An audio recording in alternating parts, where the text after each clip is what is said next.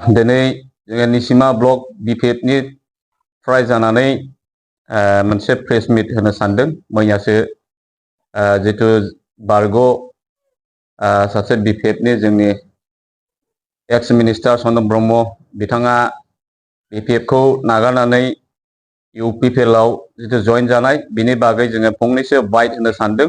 बिनि सिगां जोंनि गेजेराव नुजाफैनाय रादाब बुथुमगिरि बिथांनिसिम ब्लकनि जानानै साबायखर बावनाय थाबाय। दा जाहैबाय जे जोंनि जितु गणतान्त्रिक जितु हादोर बे गणतान्त्रिक हादोरनाव बयहाबो राजखान्थियाव मोनसे राजखान्थि हान्जाखौ नागारनानै मोनसे राजखान्थियाव हाबनायनि मोनथाया बयहाबो दङ। दा बे हिसाबै बिथांनि बिपिएफखौ नागारनानै इउपिपिएलआव थांनायनि सायाव जोंहा बारा जेबो बुंनांगौ गैया। नाथाय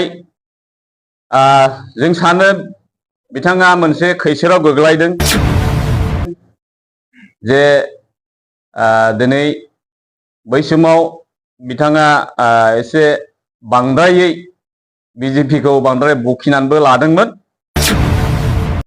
आरो बिथाङा गावनि जितु राजनीतिक केरियार नङाबा बिथांनि जितु 10 बोसोर जितु मिनिस्टार जालांनाय बेहाय गोबां बिहा धन सम्पति बेहा खामायदों। दा बिनि सायाव माखासे बिथाङा राजखान्थि हिसाबै बिथांखौ आंनि मोनदांथियाव बिथांनिसिम प्रेसार फैदों। बिनिखायनो बिथाङा नैबे समायाव बिपिएफखौ आगारनानै इउपिपिएलआव हाबनो गोनां जादों बेखौ जों सानदों। आरो जोङो बुंनो सानबावदों जोंनि निसिमा ब्लक बिपिएफनिफ्राय बिथाङा जेब्ला मिनिस्टारमोन बे समाव जोंनि बिपिएफखौहाय ब्लक जोंनि चिरां जिल्लायाव 4 ब्लक दं। बे 4 ब्लकआव बेसेबांफोर प्राइमारिफोर दं मोनफ्रोमबो प्राइमारियाव बिथाङा 3 कौटि करि WPT स्किमनिफ्राय हमनानै होदोंमोन। बे WPT स्किमखौहाय बिथाङा मावफुंना होनो हायाखै। बिनिखायनो बे 4 ब्लकनि सिङाव थानाय जेरै जोंनि निसिमा ब्लक बिपिएफआव 10टा प्राइमारि दं। बे 10टा प्राइमारियाव 3 कौटि करि स्किम बिथाङा हमनानै बेबायदि प्लेन एस्टिमेट बानायनानै स्किमखौ माने खामानि मावनो बिथाङा मावहोदोंमोन। नाथाय बिथाङा बे खामानिखौ मावफुंना होनो हायाखै। दा बिनिखाय जोंनि बे 4 ब्लकनि गेजेराव थानाय मोनफ्रोमबो बिपिएफनि प्राइमारिफोरा गोबां ऋणजों गोदोनानै थादोंमोन। आरो बिनिखायनो बिपिएफनि ब्लक प्राइमारिफोरा खामानि मावनायाव गोबां उसुबिदा गोग्लैदोंमोन। आरो जोङो थांनाय जितु गावनि जितु एमएलए इलेक्सन बे एमएलए इलेक्सनाव जोङो प्राइमारिफोरखौ खामानि मावनो थाखाय जों मोजां बिथोन होनो हायाखै। दा बिनिखायनो बिथाङा थांनाय जितु गावनि जितु विधान सभानि जितु एमएलए इलेक्सन बे इलेक्सनाव बियो जेननो गोनां जादों। आच्छा हेमोग्लबिना 5% जाबाय होनना बुंदों। नायनोसै आङो बुंदों जोंनि ब्लकनिफ्राय जोंनि निसिमा ब्लक बिपिएफनिफ्राय बिथांजों दा सम बिपिएफआव थाबाय थानाय स्ट्रं मावथिफोरा रावबो थाङाखै। आरो जोंनि निसिमायाव बिथांखौ मोजां मोनखालियामोन। बिथाङा गोबां जोंनि गेजेराव माखासे खामानि मावनायाव गोरोन्थि खालामलांदों, थगायदों पाब्लिकफोरखौ। जे नैबेवहाय जोंनि खैलामैला बाजारनिफ्राय सोनाबथिंजाय मोनसे परबतिपुर होननाय दङ। बे परबतिपुराव बिथाङा जेब्लानाखि इलेक्सन सफैयो अब्ला बेहाय जिसिबि माखासे इन्सट्रुमेन्टफोरखौ लाबोनानै दलांखौ बानायनो होननानै दोनफैयो आरो इलेक्सन जोबबा लानानै थांफिनो। खननै इलेक्सनाव बिथाङा बेबायदि खालामदों, फाउन्डेसन खालामदों, बिनिफ्राय बे खामानिखौ मावफुंखै। बिनिखायनो सिगांनि इलेक्सनफोराव बे फाथाबारि उगुरनि जोंनि साधारन रायजो राजाफोरा बोराबनानै बिपिएफनो भट होआखै।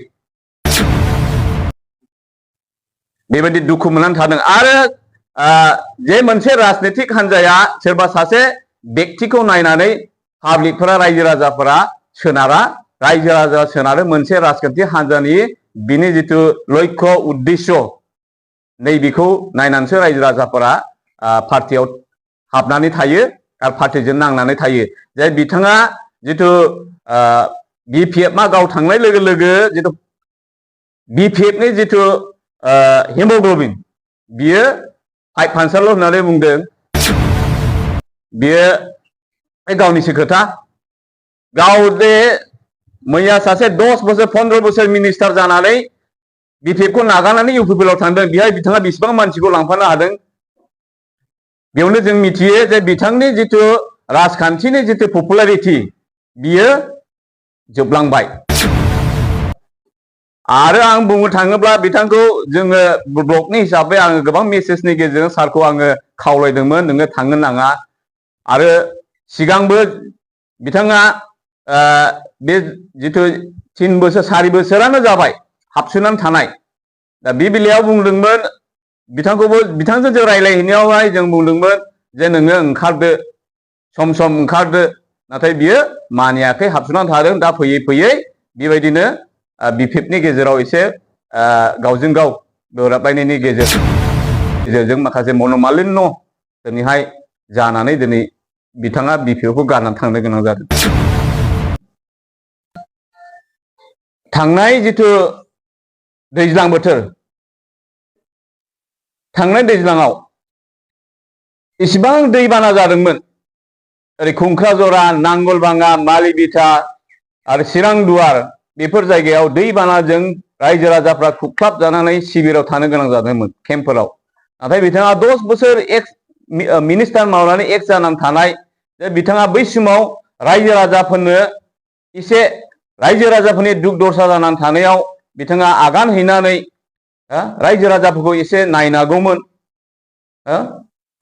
बिथाङा रायजो राजाफोरनि गांनाय उखैनाय समाव माइरं मुथासे माबा मोनसे जाग्रा मुथासे बिथाङा खुनु शिबिरफोराव खुनु रेशनबो हैयाखै आरो थांनायबो नुनो मोनाखै। नाथाय जोंनि सिमा ब्लक हिसाबैहाय जा हायो गावनि दंनायनिफ्राय जोङो एसे एनै खांलायनायनि गेजेरजों जोङो राननानै होदोंमोन। दा बेफोरनि गेजेरनिफ्राय जोङो एसे बिथांनि जिथु राजखान्थिनि जिथु पपुलारिटी बेखौ जोङो जोबलांनायखौ नुदों। आरो रायजो राजाजों खाथि सोमोन्दोआ बेखौहाय जों जानलांनायखौ नुनो मोनदों। औ बिथाङा थांनायनि उनाव जोंहा साबसिनसो जादों।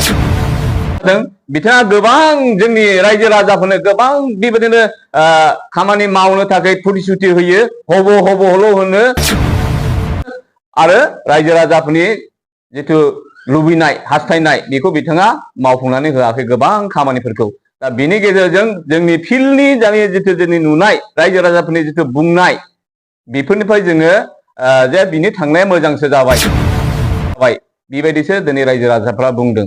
आरो जोङो दिनै नुबाय थादों जोंनि BPF नि जिखिनि राजखान्थिनि जिथु पाब्लिकफोरनि गेजेराव जिथु आजावनाय दिनै मोजां सम मोजां जोङो रायजो राजाफोरनि अनसायनायखौ जोङो दिनैहाय साबसिन जोङो मोननो हादों। लोकसभा बिसायख'थिया फैगासिनो दंसै। दा नोंथांमोननि प्राइमारिया भट होनो थाखाय बेसेबां थियारि? दाथ' जोंनि प्राइमारिफोरा गासैबो थियारिजोब। जों नंखायखौ बुङा जोङो 10टा प्राइमारि दं। 10टा प्राइमारिनि गेजेराव जोङो 7टा प्राइमारियाव अलरेडि उइनार। 3 प्राइमारि दं बेहाय 50-50 जों बबेबा प्राइमारि मोननायाव जों एसे जेननो हागौ नै दासिमाव। आरो जों नाजाबाय थागोन बे 3 प्राइमारियावबो जोङो उइनार जानो थाखायहाय।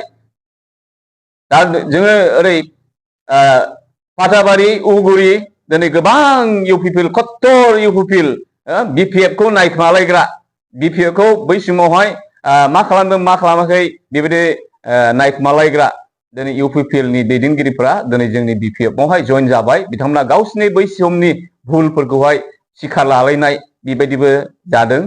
दा बिनिफ्राय जोङो मोनथिनो हायो जे जोंनि BPF नि फिल्डआ आवगायनिफ्राय दा साबसिनसो जाबाय।